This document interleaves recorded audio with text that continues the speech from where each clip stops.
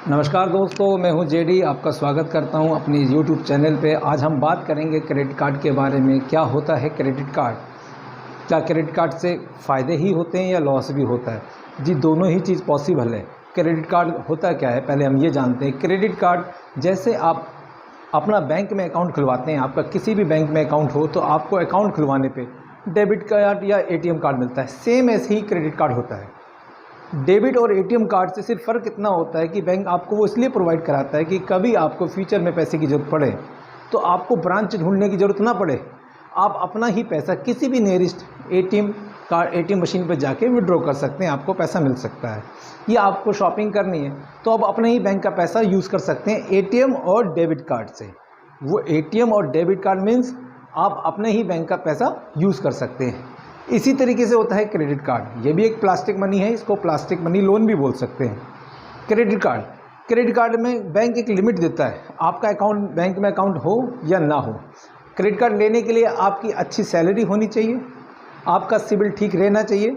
CIBIL score, अगर आपने पहले से कोई लोन लिया है या लोन चल रहा है, आपका उसमें रेगुलर पेमेंट उनकी किस्तें जानी चाहिए, तो आपका सिबिल ठीक रहता है तो बैंक आपको क्रेडिट कार्ड ऑफर करता है।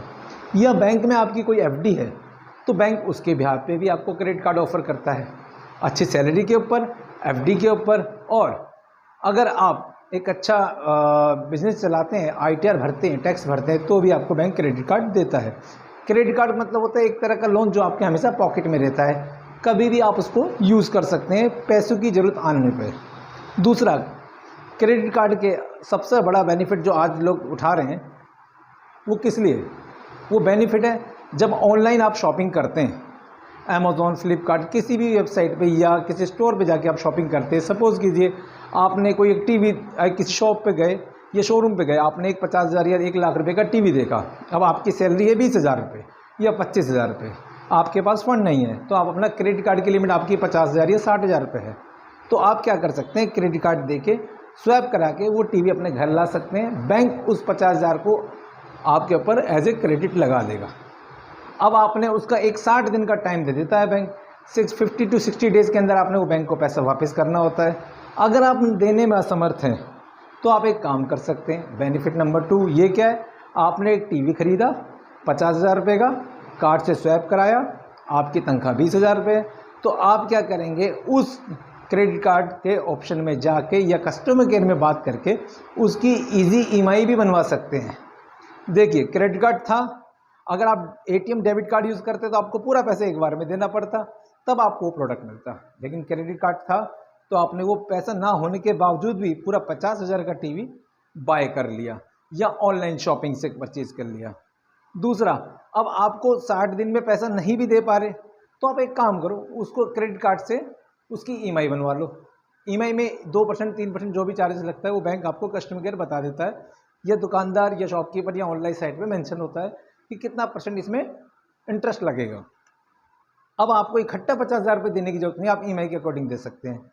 सबसे बढ़िया बेनिफिट एक और है, जब भी आप क्रेडिट कार्ड यूज़ करते हो तो आपको रिवॉर्ड पॉइंट भी मिलते हैं। इन रिवॉर्ड पॉइंट को आप कैश अप करा सकते हो ऑनलाइन में कोई प्रोडक्ट लेके, या इसको कैश में कन्वर्ट करा के। तो क्रेडिट कार्ड बहुत अच्छी चीज़ है, बस इसकी बिल डेट का ध्यान रखें।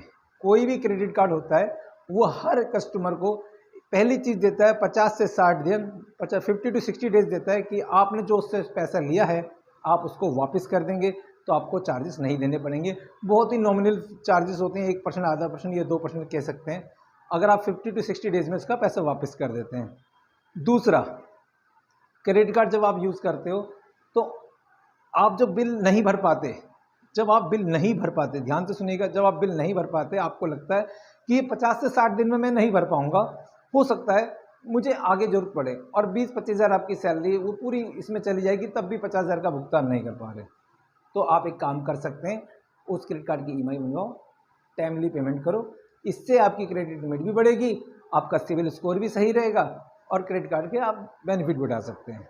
तो दोस्तों, क्रेडिट कार्ड यूज़ करने के सबसे अच्छे तरीके मैंने आपको बताए।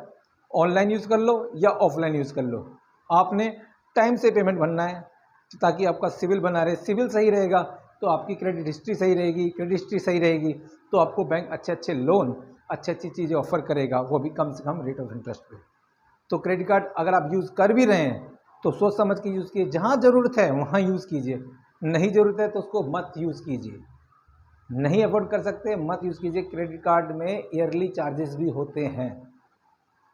अगर आप उसको रेगुलर यूज़ करते हो, उसका टाइमली पेमेंट करते हो, तो ये ईयरली चार्जेस भी वेव ऑफ हो जाते हैं। ओके दोस्तों, तो क्रेडिट कार्ड को सही से यूज़ करें, टाइमली पेमेंट करें, सिविल भी ठीक रखें और बेनिफिट उठाते रहें। अब लॉस क्या है? सपोज करो आपने 50,000 का जो टीवी लिया था, आपने उसका पेमेंट करा ही नहीं, ना आपने उसकी ईएमआई बनवाई, ना आपने 60 दिन में उसका पेमेंट किया, तो होगा क्या?